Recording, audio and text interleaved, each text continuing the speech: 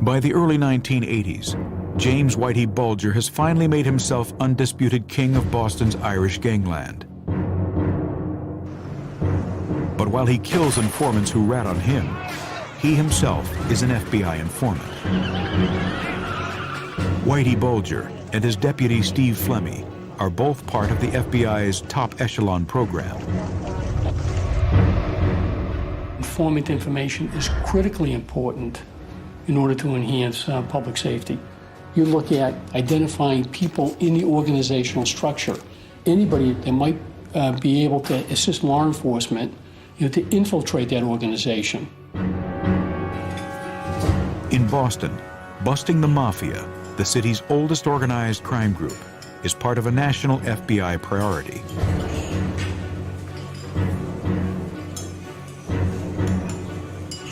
The feds believe Whitey Bulger can help them bring the mob down. The Boston Mafia is based in the city's Italian district, the North End, a maze of bars and restaurants located just to the east of some of America's most important historical sites. Whitey Bulger has a difficult relationship with the city's Italian mobsters. From what I saw, the relationship was, I don't know how to put it, maybe an uneasy truce. I don't think either side really trusted the other side. The problem stems from the mob supremacy in the city. The Boston Mafia is backed by New England crime boss Raymond Patriarca. The connection makes the Boston Mafia potentially dangerous. The Mafia has a lot of teeth, and they can bite you from any direction. The Mafia is dangerous people. Before going to jail in 1977, Irish gang boss Howie Winter works to coexist with the Italian Mafia. If someone wanted to operate in an area, we'd make sure that we were not stepping on any of their toes, and that way we always got along real good with them. And if someone did operate in an area, we would always go to them and tell them, 9 out of 10 times they would say, that's fine, But Bulger resents having to cater to the Mafia. So when the FBI reaches out to Bulger and Flemmi, they decide to cooperate. For them, it's a golden opportunity to use federal help to bring down a major rival. But there's also an added bonus: protection from investigation. Under the top echelon program, the FBI can shield informants from the police as a way of keeping them on the street. Normally, the FBI and local law enforcement routinely share details of their organized crime operations. But in Whitey Bulger's case, the disclosure is strictly one way. There's no obligation, certainly, to share information. There's nothing within our rules or within our law that requires that to happen. But good law enforcement practices would suggest that there should be, some communication between the law enforcement agencies. In this case, such communication doesn't happen. The FBI does not reveal Bulger's informant status to the local cops. Whitey Bulger is occasionally captured on Boston police surveillance cameras. Unaware of the extent of his crimes, the city cops consider him a small-time Southie hood. So in 1980, when Bulger is spotted at a garage near the North End, far from his home turf, the local cops take an interest. A Massachusetts State Police surveillance team gets these pictures of Bulger meeting with mob boss Jerry Angiulo's brother. When the FBI is informed, the meetings stop. It's part of a repeating pattern. Every time the state cops have Bulger under surveillance and inform the FBI, Bulger stops talking openly. We had numerous, wiretaps going and bugs, throughout the city.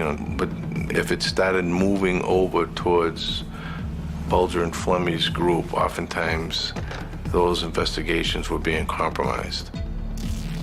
It was kind of clear that there was something happening there. There was some kind of relationship that was not allowing investigations to be conducted on them. The state cops come to suspect that Bulger is under FBI protection. But now, they accuse the feds of alerting Bulger when local law enforcement is watching him. And that's more than protection.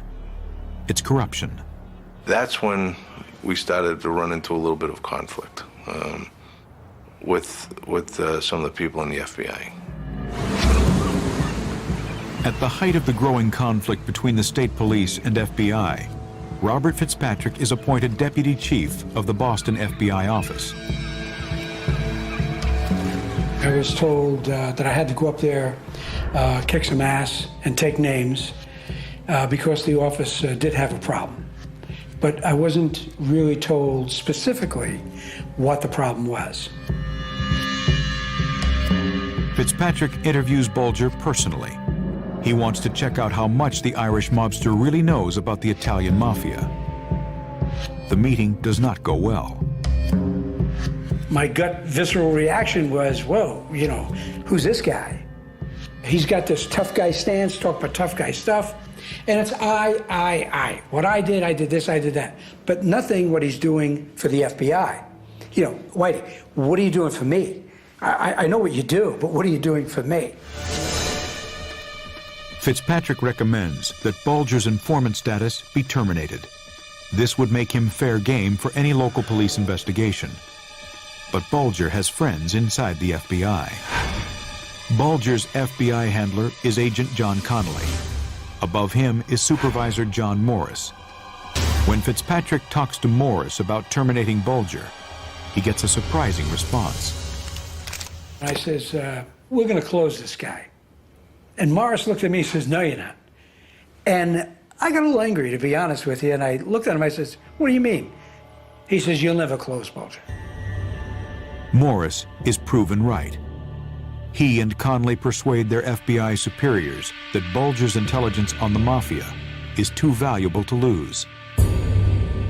Fitzpatrick remains unconvinced.